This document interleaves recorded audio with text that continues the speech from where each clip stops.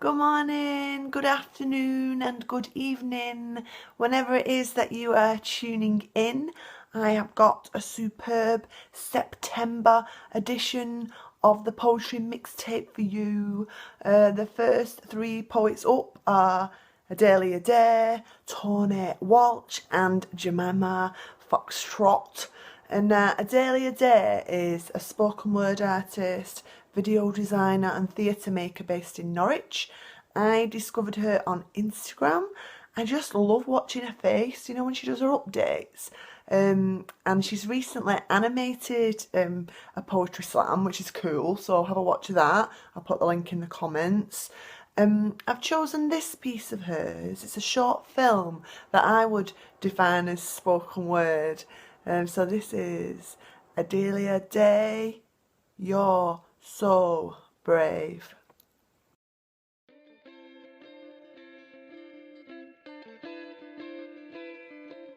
When I left the house this morning, I didn't realise how tough today was going to be.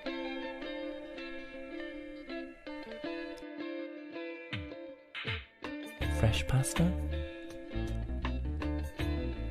Or dried pasta? This one tastes better. But will I eat it in time? And does it taste better, or does it just taste different? Life is hard.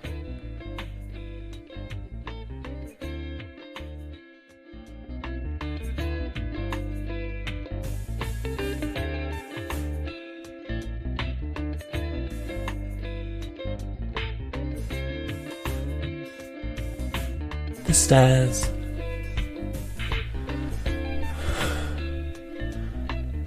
You get used to it. Excuse me? Is this yours? No.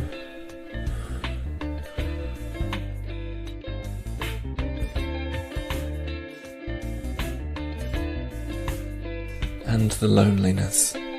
Mine. Yours. Yours. Mine.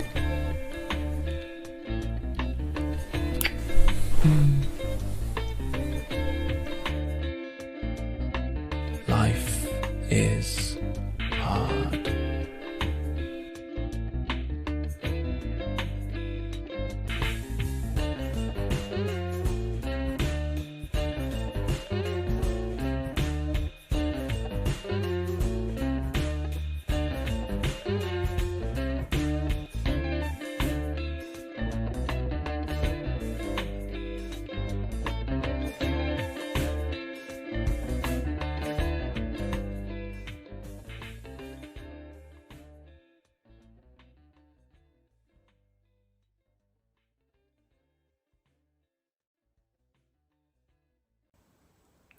I really like that because it's so quietly funny.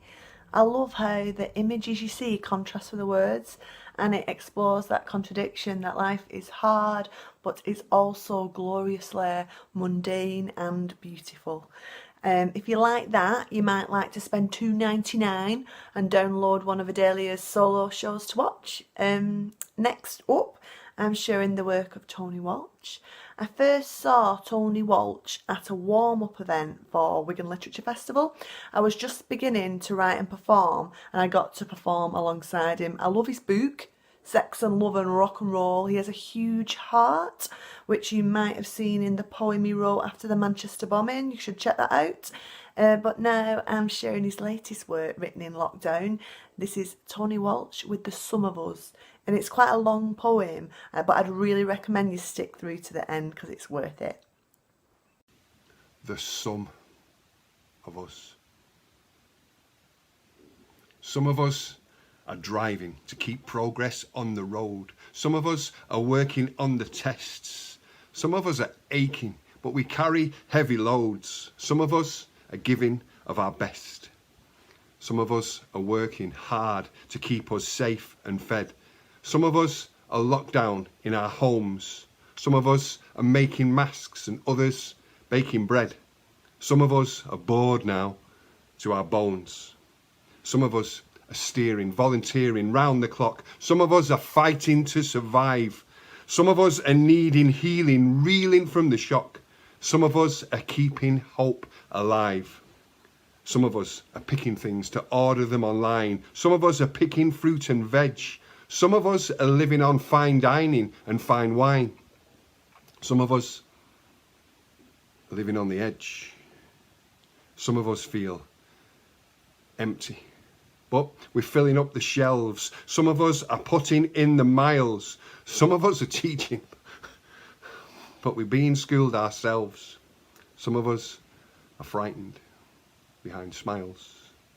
Some of us are sowing scrubs, and some are sowing seeds. Some are stitching fragments into plans.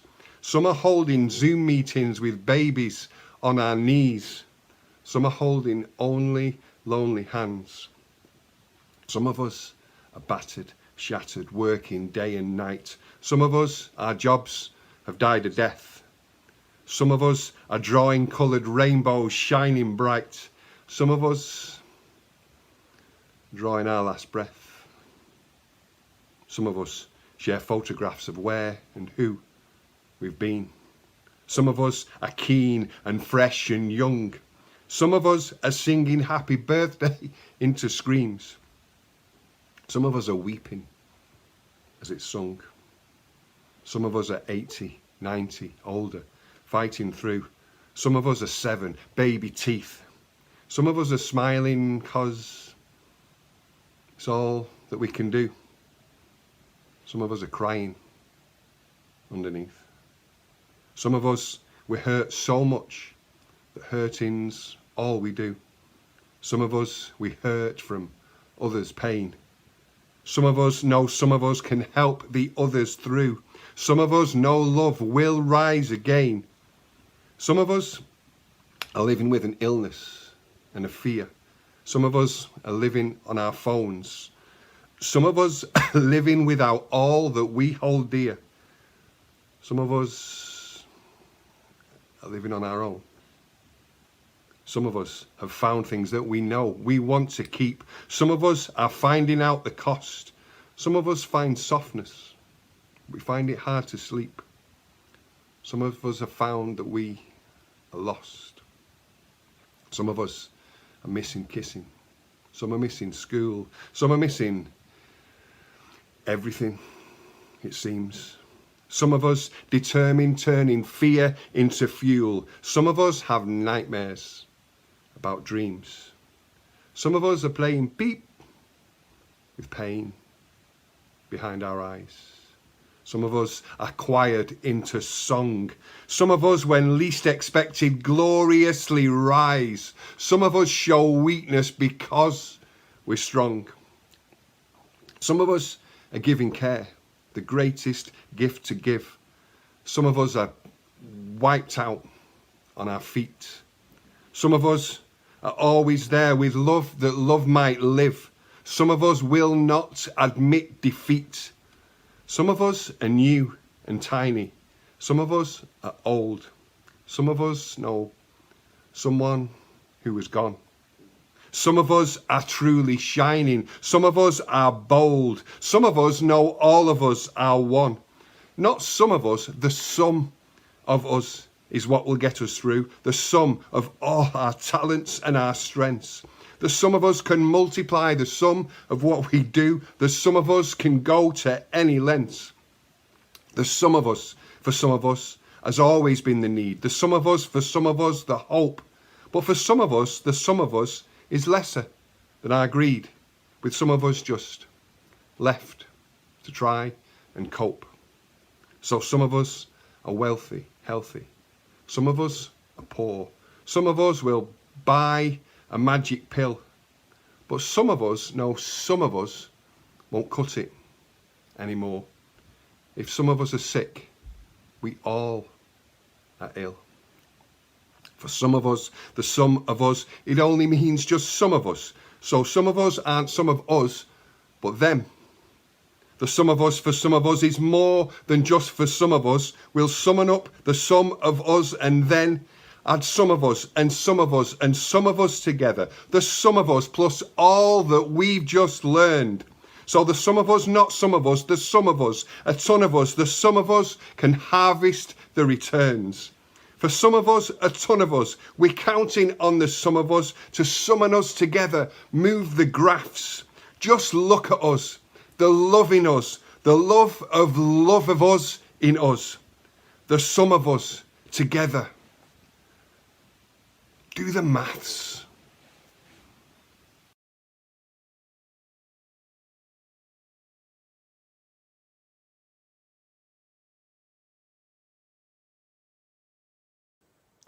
I cried when I first listened to that because I know he means it.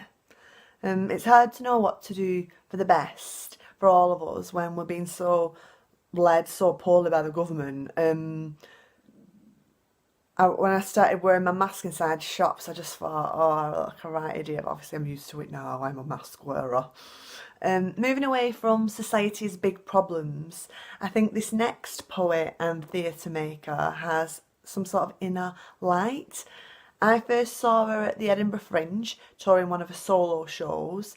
She has a sort of like folk music vibe as well, and she is utterly compelling live. So this is Jemima Foxtrot with 2 poems, Apple Heart and then Crumpets and Butter and Gladioli. My acidic apple heart is heavy and self-replenishing. It regenerates every day. Happy for me to taste it.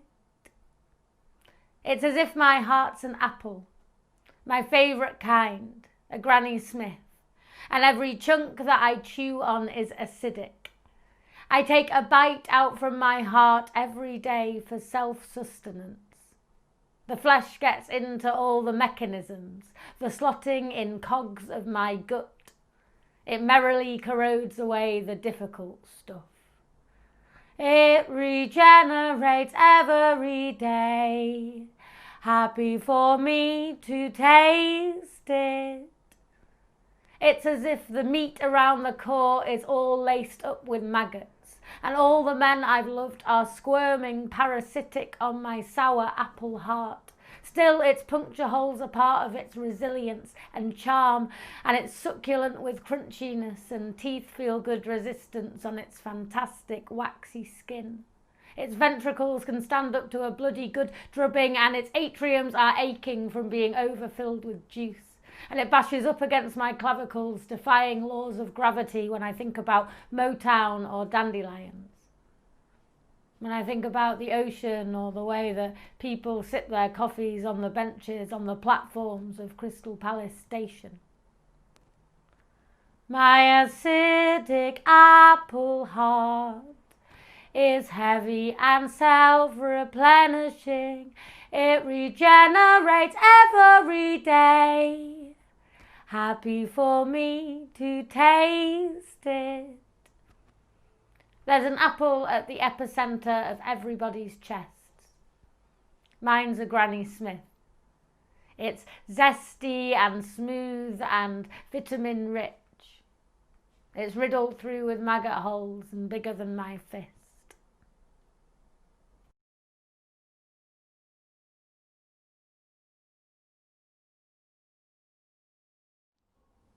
It was a Wednesday in the middle of August. Your daddy had recently died. The weather had changed and everyone claimed that was what was making us tired. I didn't know what I should say to you. I didn't know how to behave. But I knew instinctively what I should bring. I brought you butter and crumpets and gladioli. I brought you butter and crumpets and gladioli.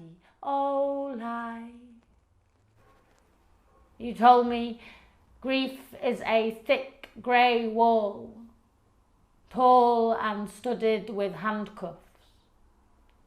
You told me grief is big and hazy, even huger than we think. You said grief is moving towards me slowly, and I suddenly felt like an idiot for thinking I could do anything at all to help your grief shrink.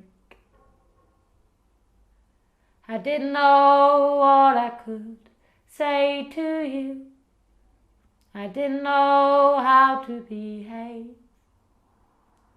But I knew instinctively what I should bring. I brought you butter and crumpets and gladiola. I brought you butter and crumpets and gladiola. I brought you butter and crumpets and gladiola.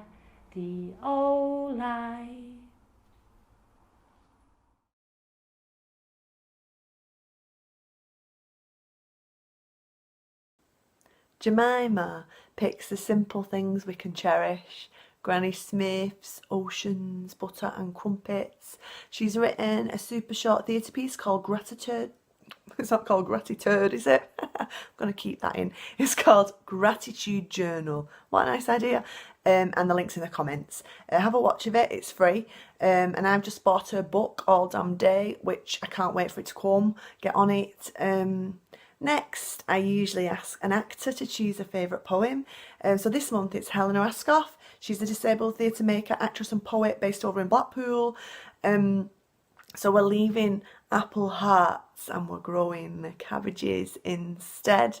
She's chosen Cabbage Dream by Jo Shapcott. This is a poem by Jo Shapcott called Cabbage Dreams. After dark, cabbages are proud and brilliant. Super cool. We stalk the garden under the moon, discussing politics with flowers. We inspect your houses in the early hours, criticising the curtains, wondering about the furniture, amazed at your reading habits. Your clothes baffle us, though we know about layers and the colour of leaves. We stare at your flabby fingers while you sleep, speculate about your hairstyles. Daytimes we fall back into ourselves, sit around in vegetable racks, clutch stubby leaves round our green shoulders, and hope you remember our sweet hearts.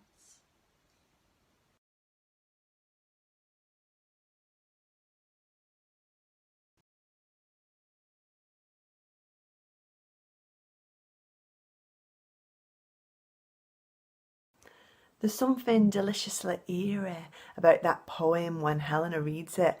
Are the cabbages wandering round judging us? Are the cabbages a metaphor for a new couple? I'm having cauliflower and pineapple curry for my tea. And that is of no relevance. However, Helena and I worked together on her first solo show, The Snow Queen, which is similarly like quirky and dark and funny. So I hope she gets to tour it this winter. It's only 20 minutes long and it's great for audiences of all ages. So if you're watching you book things, book it. Be good for a family show, that 20 minutes. You can get 30 people in to watch now, can't you? Yeah. You may have noticed this month's poetry mixtape is done with me in bed. Yeah, I thought I'd do a different vibe rather than me being kind of nuts. I thought I'd write out everything I wanted to say. Just relax, more like a radio show. And obviously I'm in a winter forest here in my bedroom where all the trees have fallen from the trees. Okay, that's enough from me, but it's kind of moving us towards our next witchy talent. That was my computer going, da-da-da, your settings are out of date. Don't let this distract you, audience. Next up we've got Izzy Britton. She's a modern day witch and wondrous talent, and I asked her to introduce herself a bit.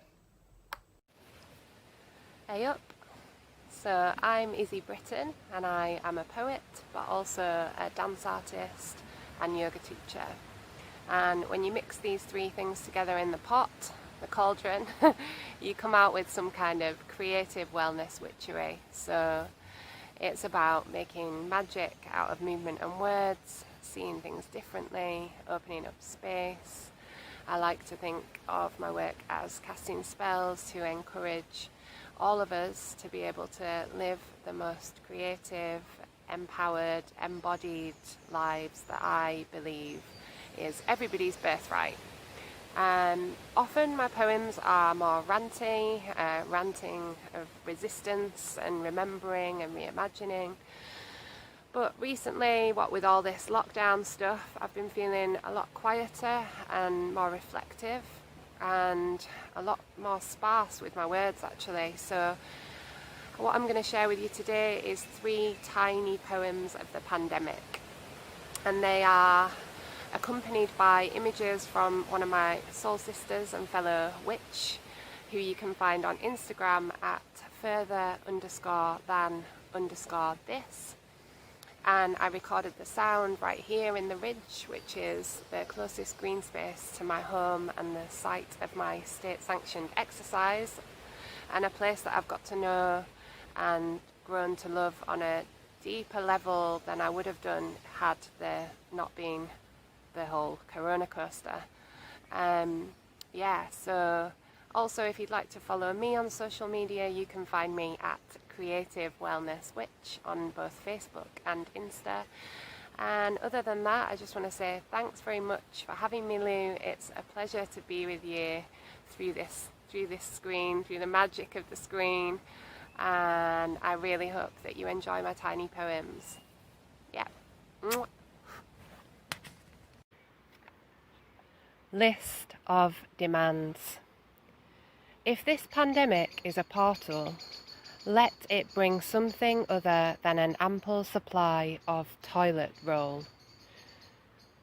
In this time of deep grief, lost breath, and the hunt for eggs, I want not more, but less. Understory. What would it mean to be mushrooming? Shh. Listen.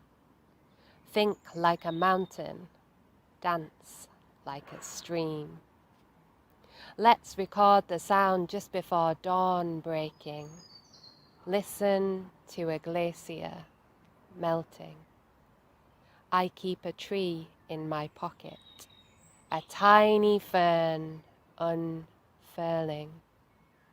It reminds me, growth can be sudden and surprising.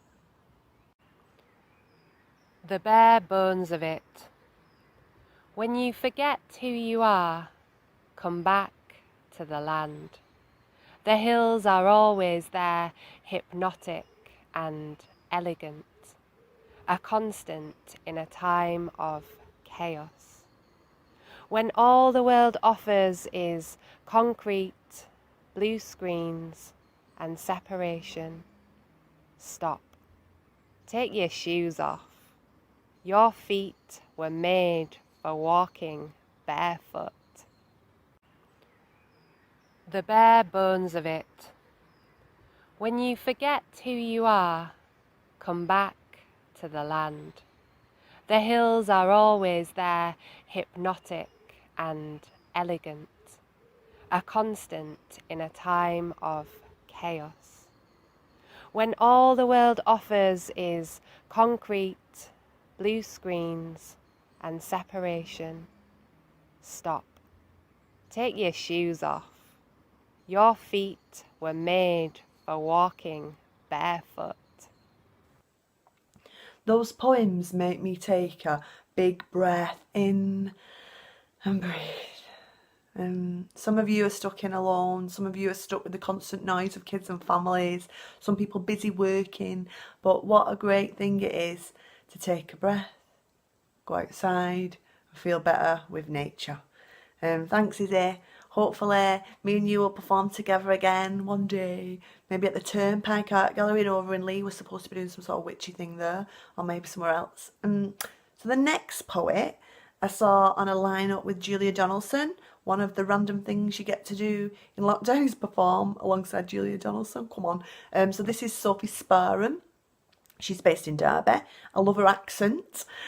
She writes about socio-political things and flies the flag for the LGBTQ plus community and vegans and the depressed and basically kindness to humans. So this is a sweet poem for everyone who is not keen on PE, followed by Not Your 9 to 5. This one goes out to all the PE losers, all the pick last and sidelines, all the you just stand at the back and they're never even considered. This one goes out to the last placers and good triers, to the you almost had it and she will never get it, to those that could never land the high jump, could never climb the rope, could never get over this hurdle, will never get over this hurdle. This one goes out to all the, oh God, balls come in. Okay, cool. Okay, brace yourself. I'm gonna get it this time. Here it comes. Ready? Shit, I missed it again. This one goes out to those that never seem to try hard enough. The ones who are told you're not fast enough, you're not strong enough, you're not good enough. This one is for the overweight girl who's picked on in the changing rooms and picked last at practice. The one who's made out to be an elephant, made out to be lazy, made out to be anything but herself. The one who's desperate to lose weight but can't stop comfort eating, can't feel the hunger that her father left and her mother refuses to feed. This one goes out to the boy who can't commit to the football team, not because he doesn't care, but because he cares too much. Is on call 24/7 to his paralysed mother, has to leave early and arrive late, to the murmurs of unreliable, let down, weirdo. This one goes out to the gay kid, the one who learnt to look down in the changing room, too scared to stand too close to classmates for fear of being called pervert.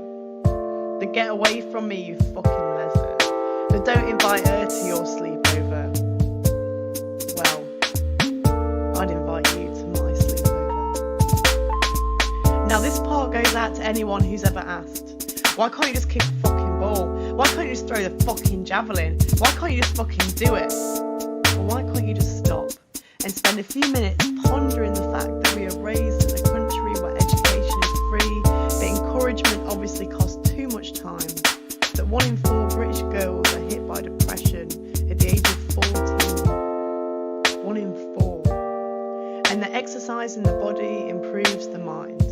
It's not a beautiful game to those that are constantly being told they're ugly. It's not a gentleman's sport when the players are born without manners. Worth is not a metric system. You cannot measure it in meters, cannot count it in yards, cannot time it in seconds. I've never seen a fish scale a mountain, but the Great Barrier Reef is one of the 7 wonders of the natural world. So all the PE losers, hold on. We're not even at half time yet. And when they blow the final whistle, when they ring the bell, when they call the match, you will be the one that has won. Because everyone else lost themselves trying to sharpen their stakes.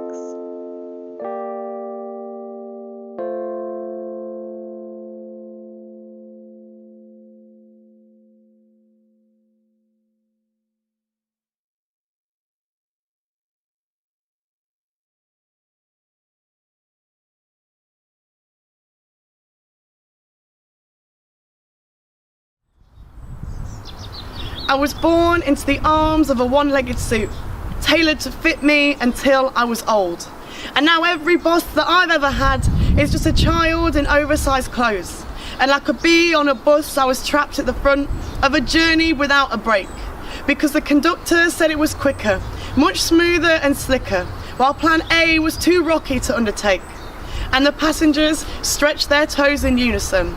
The higher up the mountain we drive, I've seen the most breathtaking views in the world, but not once have I stepped outside. And I knew a man who sold solar panels, but never saw the sun. He said, I'm gonna climb until my working day is done. He said, I need to do more than just survive. Am I asking for too much? And besides, we have the weekends, and the weekends is enough. So 9 becomes 5, and 5 becomes 22, and 22 becomes 365. Gaining figures through the expenditure of hands, even the clockmakers can't sell time. We are pushed to pave roads. Our feet become hard-pressed, and our souls become tough. Yes, we have the weekends, but the weekend will never be enough. Remember, the earth turns quickly, like the pages of a good book that no one has time to take in. And so I'm breaking my spine. I am breaking my spine to let the weight of this story begin. Because I've heard too many shoulda, woulda, couldas, too many one-hit wonders, too many unsung songs, too many if I had my time again, if I had my time again, if I had my time again, I would right every wrong. And I know that it's confusing to dream. I've been searching for an answer since the day I was born. And like night owls on Saturday mornings, we weren't prepared for these new dawns. But don't fear the sun. Get burnt, learn and know that paved roads are safe to walk, but no flowers grow. Those that don't reach the peak can still see the sky. Success means the path that we choose to explore and not how high we climb. Come on, Sophie, anthems for the workers. I feel like Sophie has taken us nicely from Izzy and nature to Nicole, May and the city. This next section of Poetry Mixtape has poems about people and place. So we've got Manchester, Skem, South Asia, Jamaica, the North. So next up we have Nicole May. I've worked with Nicole a few times, mostly supporting young people to write and find their way. She's a cracking teacher, international theatre producer, director and writer. The BBC and Forward Arts commissioned her to write this poem for National Poetry Day. So here is A Rucksack and a Journey.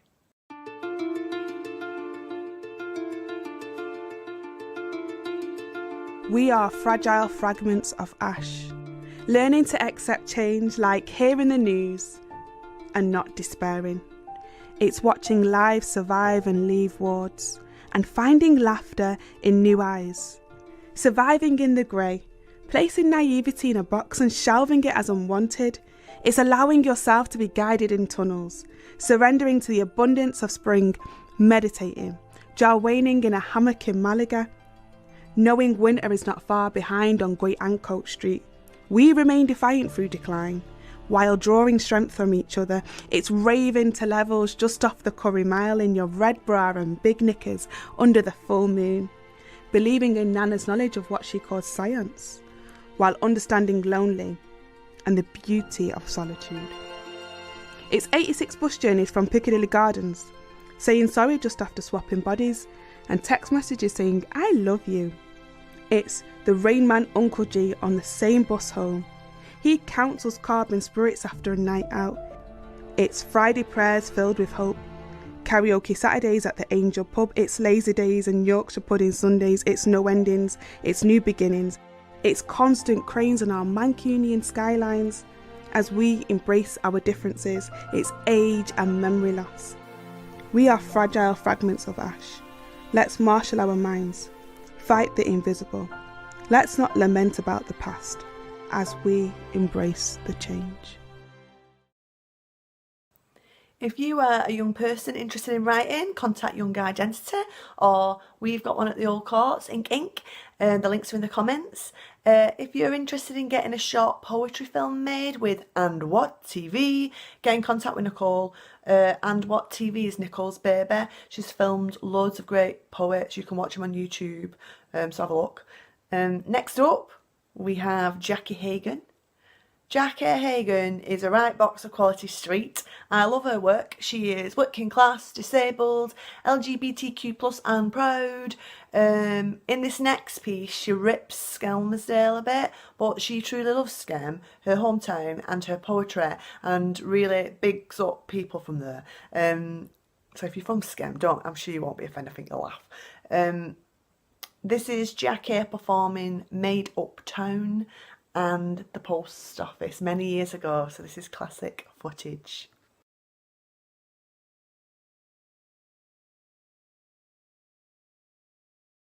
And I'm not from Liverpool, I'm from a really rubbish version of Liverpool, which is called Skelmersdale. And it was like, it's an overspill town. They built it because there wasn't enough council housing in Liverpool.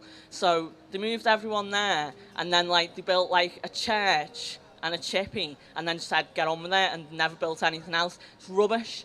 But I'm kind of nostalgic about it, and the only way someone who's left can be, you know. Anyway, shut up, Jackie. Made Up Town.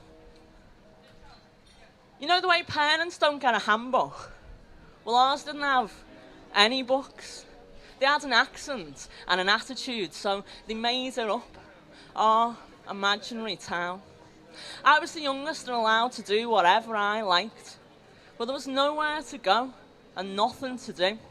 So this is my skill. I can take a bag of no-frills crisps and make it my best mate for the day, call it Barry and love it to bits, and then eat it and go out to play. I had 8 imaginary friends. Our parents didn't teach us right from wrong in the same way of parents of kids I met when I left my imaginary town.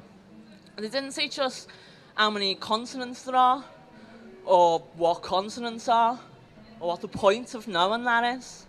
They didn't teach us about politics, but we felt its effects. So when I left, it was hard to impress the other kids. The kids who grew up into adults who think it's clever to laugh at people's spelling mistakes and feel sorry for us because we've never eaten some sort of shit food we don't care about. Adults who can't believe we don't know something they know, when it's clear they don't know that much and they've learned it all from books. On our island, we didn't give a crap about spelling. I found whole worlds of cerise and electric blue and brought them in little cupped hands like, look what I've found for you. I'd adamantly dance my head off for any audience. I was just copying me mum. My parents were young enough and daft enough to know exactly what I was on about when I talked complete shit about the people in the woods and the fairies up me nose. Not humouring me, but joining in with their own delicious twaddle. They hadn't finished being kids themselves yet. We could build a fairground on the landing using some Play-Doh, a chair and a shoe.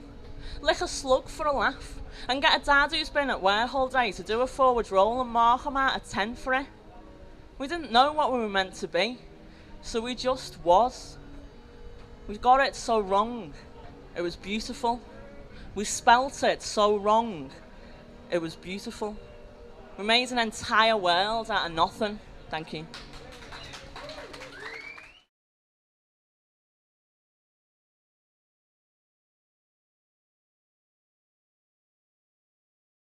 It's not little old dears with cobweb hair and duffel coats. It's missing limbs and tracked scrotes. It's not nice old men with BFG ears. It's Burberry toddlers in tears because the blackberry they've just mugged's got a broken screen. And the ethnic mix in here would make the Arts Council cream. And the one cashier has got an arm growing out of her ear. Cancer Carol's off on one, swapping pills with no neck John. And old George, he's 63, you know. He looks 104, like a used tea bag in the corner of the kitchen floor, growing mouldy and dry.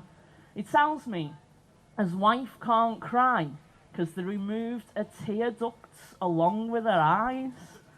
He's 63, you know, he looks 104. He's had a good innings, he don't win anymore. He can't bend or run or jump or walk, can't hold hands, the useless claws, and when he talks, it's the love child of a cough and a gravestone.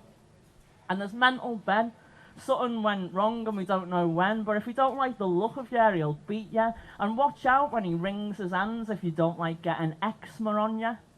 You don't have to eavesdrop here. It's so loud. The conversations, Kevin's proud of his ongoing adventures with constipation. Sometimes I get my fingers right up there. Get quizzed by a granny with a Jessie J bob about hair dye. How I do it, where I do it, what I use and why. She says the last thing I expected her to have said. that you get stained ears because they're the most porous thing on your head. And there's a faded poster on the wall. The first word says it all. It's handwritten and says, please, with one E. It's a young girl's plea for two to join her in a fantasy to create the biggest R&B girl team, and it's bleak because I think she'll never get a dream, but the requirements to be in the band are wonderful. She demands the girls be buxom and prayerful. And Cancer Carol's off on one, swapping pills with No Neck John. The one cashier has got an arm growing out of his ear. I'm sick of being here. And there's 36 people still in the queue. So I spend the rest of my time trying to eroticize a fat girl's foot tattoo. There's nothing else to do. Cheers.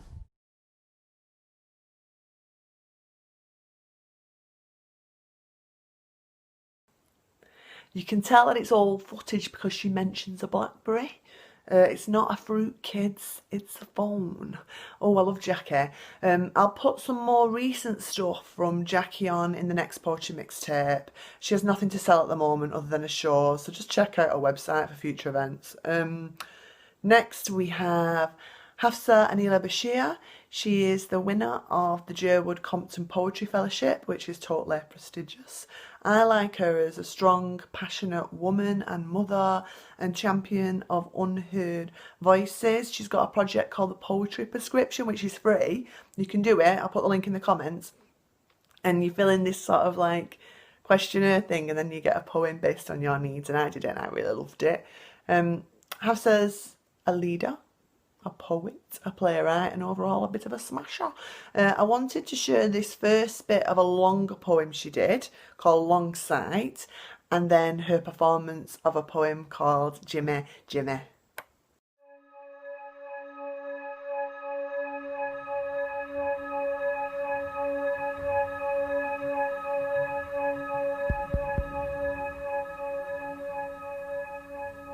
Longside takes a toke on her cigarette, sits on the concrete bench outside the library and asks, "Is that you on the poster?" "Yes," I laugh, "but it doesn't look like me, right?" "I'm here to study me," she says. "Got a 14-year-old son." I tell her I have 4 and she looks to the floor. Tells me how she really wants to learn how to sign so she can communicate with her boy better. She rummages around in her bag, proudly pulls out a level 1 English certificate in her hand. We laugh, congratulate, our hands high-five, the whole morning sun caught as a glint in her eyes. As a young mum, I tell her the only certificate I ever achieved was as a Home Start volunteer and no one employed me. "What do you do now?" she asks. I point to the poster and say, "I write." And she grins at me, her heart swelling with pride. And we connect in that quiet way mothers do, as struggling women do, as strong survivors do, working out how to approach a stranger sat on a concrete bench, one dragging hard on a cigarette, the other staring at her own face on a poster. I cock my head and say, "Well done, Longside, you did good. Maybe I'll see you signing for Stormzy at Glastonbury someday." She pulls her head back, lets out a roar of laughter and says, "Don't be daft. I can't dance."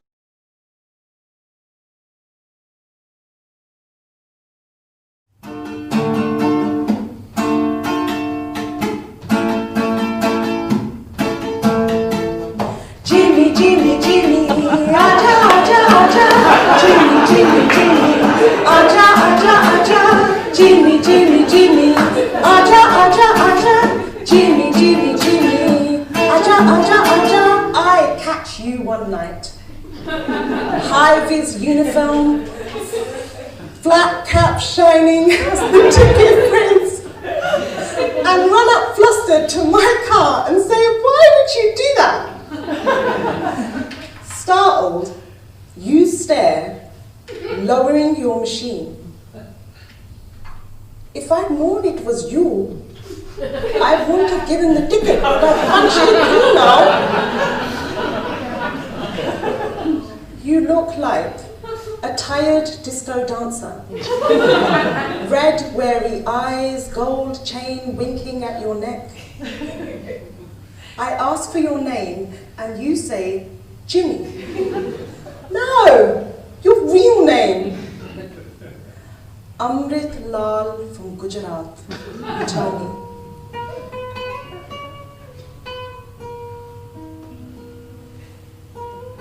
And I admit, like a long abandoned friend, sometimes I call myself Annie.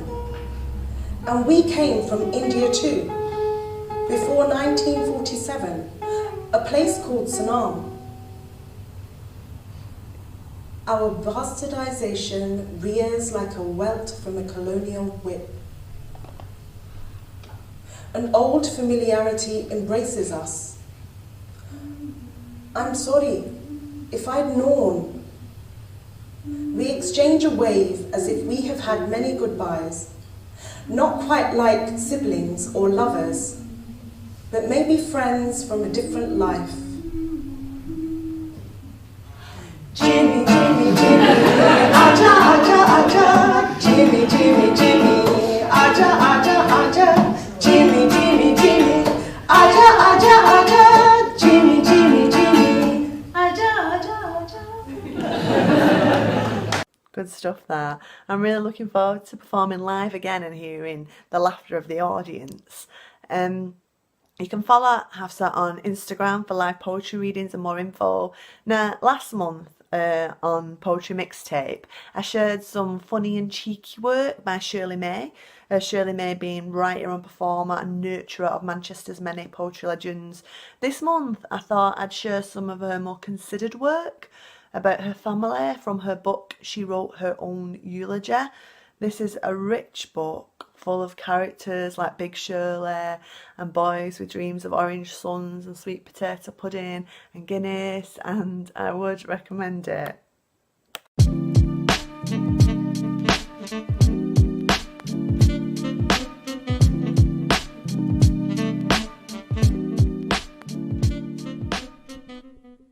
Not all of us came on the Windrush. My mother once told me that in her old age, she travelled to England first class, ate at the captain's table and danced with Sidney Poitier on a ship called the Queen Mary. She said that dreaming was not just the pursuit of the young. I want to remind you, value your time. It runs away with your life.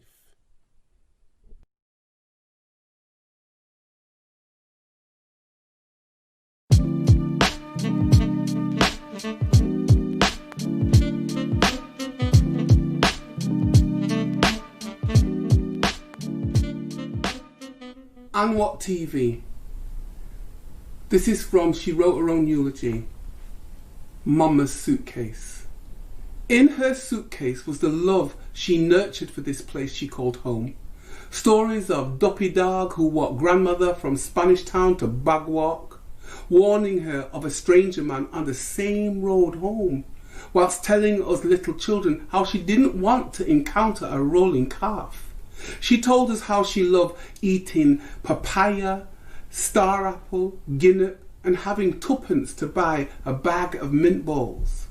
6 large paradise poems, 2 of which should always be in a yamote, and how twopence bought coffee and bread and tobacco for Papa as well. She told us how she learnt the Charleston and the Black Bottom, how hers was one much sought after and loved. Mama said that she loved herself because grandmother told her to, and she taught us to do the same. She said there was no tree or twig in our face, and that she was Sister Beautiful, and so were we. She told us tales of shallow rivers to cross on her way to school, stepping stones in warm river water, carrying her only good pair of shoes around her neck, tied by their shoelaces.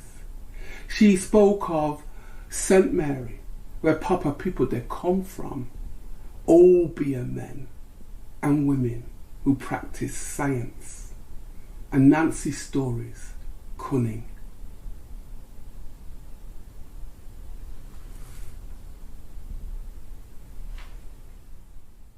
There's links to Shirley's work in the comments. Continuing on this family theme, I'm going to introduce Mr. Dave Viney. I have had the pleasure of performing alongside him at many a messy music festival. Buy his book, I Only Have Dead Good Poets, on the Poetry Mixtape. Catch him live where you can. I think we're both on, actually. Me and Dave are both on 24th of September in Manchester, and the tickets might be gone. There's only 30 loading, but put it in the comments and you can watch us. So this is Don't Try This at Home.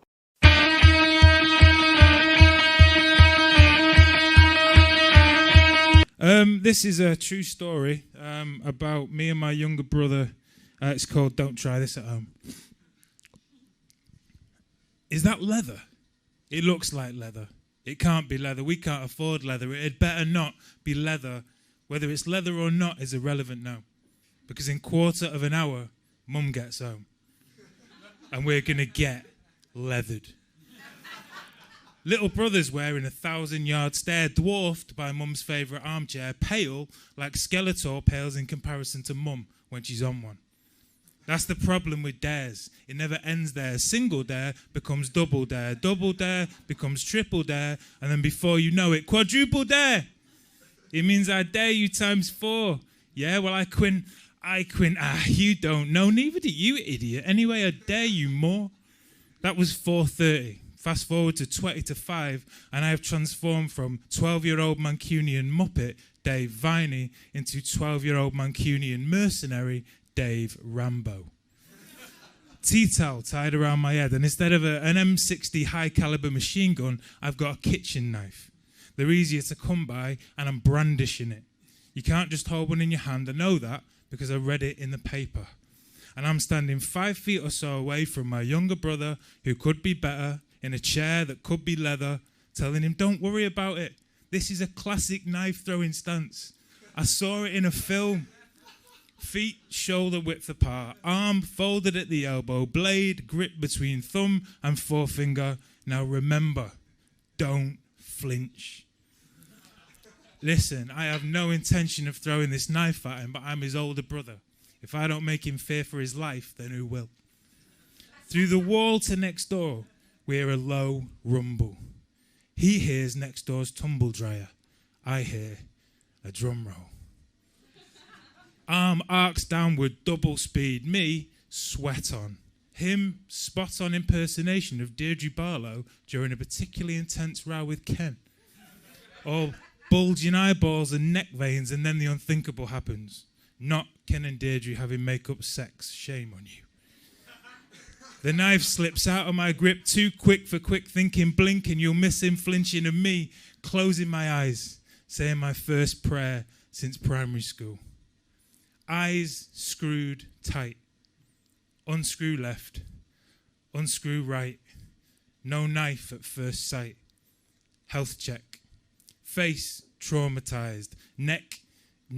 Shoulders rigid. Arms twitching. Torso. Legs disco. Overall prognosis, therapy. So where is he hiding this knife? Little brother stands, legs bambified, walks 4 feet as fawn, leans on a wall and lets out a loud, non-punctured lungful of WTF. That's what the flip. He's only 7. His lust for life is just beginning, but I know my life is finished. Mum gets home in 10 minutes, and though neither of us wants to admit it, there is definitely a kitchen knife sticking out of her favourite chair. I beg the clock to stop ticking, but it's just the clock. I beg the sun to stay out, but it's getting dark. I have one plan. Run away and live in the park. Little brother's not listening, he's still in shock. I hear a key being turned in the front door lock. Cheers.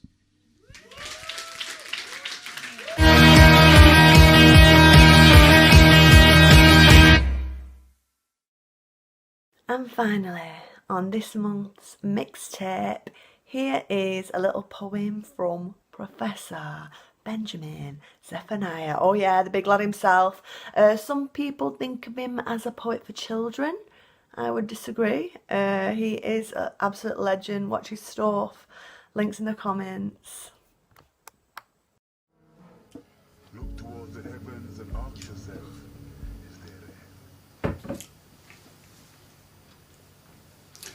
I love me mother and me mother loves me. We come so far from over the sea. We heard that the streets were paved with gold. Sometimes it's hot, sometimes it's cold. I love me mother and me mother loves me. We try to live in harmony. Well, you can call her Valerie, but to me she is my mummy. She shouts at me, Daddy, so loud sometimes. She's always been a friend of mine. She's always doing the best she can. She works so hard down in England. She's always singing some kind of song. She has big muscles and she's very, very strong. She likes pussycats and she loves cashew nuts. She don't bother with no if and buts. I love me mother and me mother loves me. We come so far from over the sea. We heard that the streets were paved with gold. Sometimes it's hot, most time it's cold. I love her. And whatever we do, this is a love I know is true. My friends, I am talking to you. Me and my mother, hey, we love you too.